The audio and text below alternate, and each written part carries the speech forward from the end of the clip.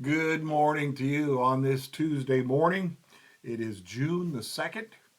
Our devotion today is entitled, Justice and Christian Provocation. Psalm 36, verses 5 and 6. Your love, Lord, reaches to the heavens, your faithfulness to the skies. Your righteousness is like the highest mountains, your justice like the great deep. We have said that Christians should acknowledge common grace. What non Christians share with us common intuitions about the good, the true, and the just. We should appeal to those common values and work alongside our neighbors in an effort to improve justice in society. We should agree that according to the Bible, all the various views of justice out there in our society are partly right, but they are also partly wrong. Each of the theories of justice current in our culture makes one of these factors, virtue, rights, or the common good, into a bottom line that trumps the other two.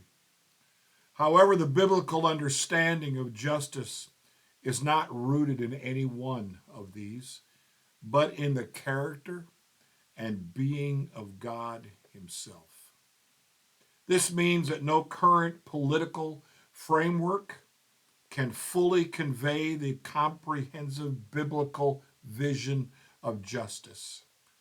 And Christians should never identify too closely with a particular political party or philosophy. So, even as Christians practice humble cooperation with their allies, they should at the same time be respectfully provocative with them, arguing that their models of justice are reductionistic and incomplete. In other words, we don't have the whole story that comes from God when it comes to justice. I I cannot read a devotion like this and not think of Micah 6:8. He has shown you, O man, what is required of you, but to do justice, to love mercy, and to walk humbly with your God. That's what he requires from us. We're told what God requires repeatedly through the scriptures. And it's important that we track those expectations down, that we study them so that we understand exactly what it is that God is requiring of us. Who can ascend to the holy hill but only he who has clean hands and a pure heart?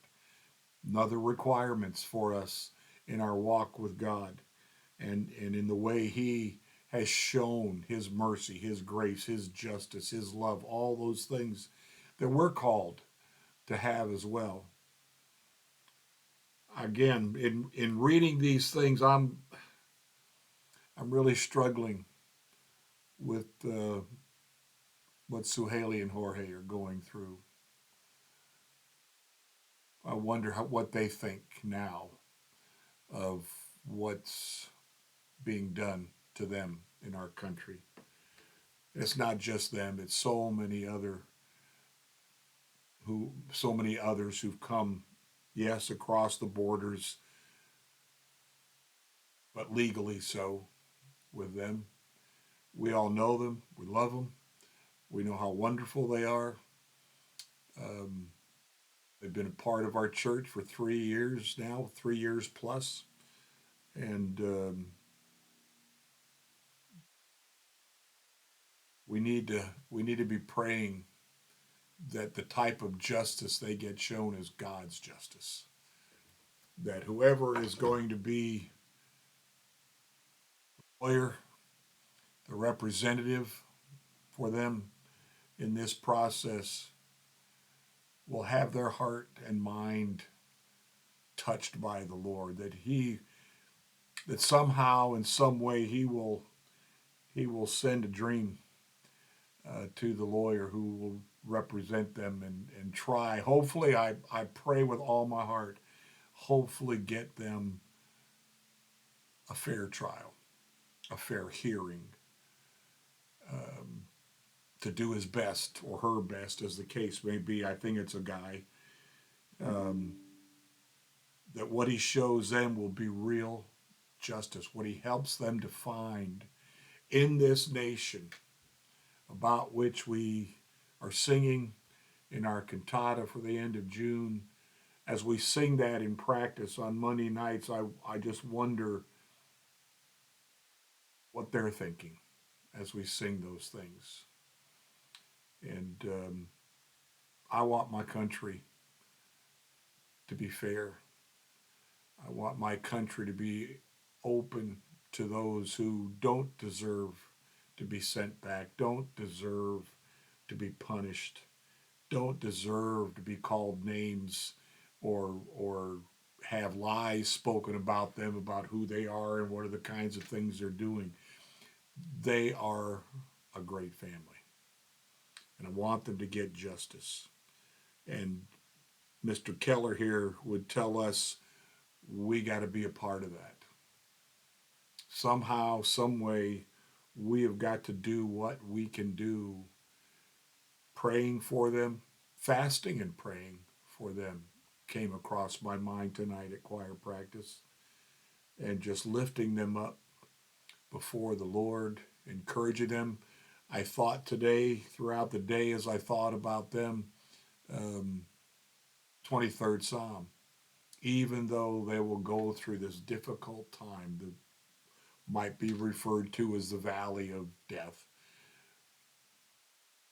God's with them and he's going to protect them.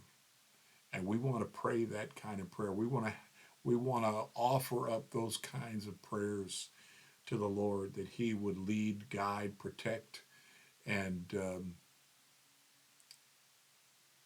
knowingly, that they would knowingly sense his presence and his help. And at the end of all of this, I'm praying hard that God will answer our prayers, that his name will be exalted in and through all of this. We know it's important for us to pray as Jesus prayed, not my will, but yours be done. So in our praying, we need to recognize that God has a purpose. God has a plan. We're hoping, we're hoping it's on behalf of them that they hear the good news, that they get to stay here. They are a couple Sundays ago when Rodney and Buffy and I went to their apartment. Their biggest concern was that Jorge mentioned he wanted to raise his family here. They love being here. And I don't know why the whole legal system, and I don't understand the whole thing, why they would find reason to send them anywhere, to send them back to their country, to send them to some some ICE prison in the country, which have a really bad reputation. My heart is heavy for them tonight as we continue to read about grace and justice and all of these things, and our own desire to be amongst the believers who want with all their hearts to see God's justice prevail. Sorry to get off on a kind of a little political, uh, some thoughts there, but it's the way things are operating these days. Politics and religion don't really mix well. They never have. They never have. Through all of history, they never have. And hopefully we can learn from that. I know I love history. I've been a history buff since I was very young, read a lot of history books, and watched how things were done in this country from the beginning with native peoples, um, the things that were done to them, the Trail of Tears. Um, we did get ourselves involved in World War One, but not right away. We did not.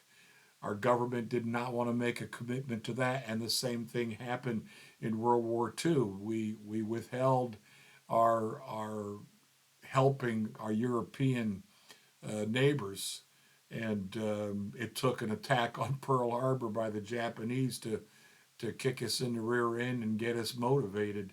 Those are the things that I look back on in history, and I I I have to put a negative check mark. Slavery, founding fathers, those several who signed the Constitution, the Declaration of Independence, owned slaves. And yet they talked about everyone being created equal, and they weren't treated that way. Real justice is a balancing scale between what is truly wrong and what is truly right, and that those who deserve to be helped get helped. Obviously, there are some who do wrong, and balance of the scale needs to go in that direction as well. I'm praying that the church will not steer clear of politics, but be very, very careful in what politics we choose to back. I hear people who I know claim to be Christians basically wishing that all these people would be kicked out of our country, when the history of this country is as immigrants coming from Ireland and England and Germany and all those places that ran into hard times, and they looked here for help and hope. And we are a country of immigrants. That's just the reality of it all. And many of the immigrants who come are good. Their presence here, and they come looking for work. They come wanting to make a life here. They come wanting to escape their countries and the horrible things that are going on there. And so we who know our scriptures, we who know our Savior, are not going to turn people away. Instead, we are going to come alongside. We're going to do all we can to help them. And remember Matthew 25. You did it to the least of these.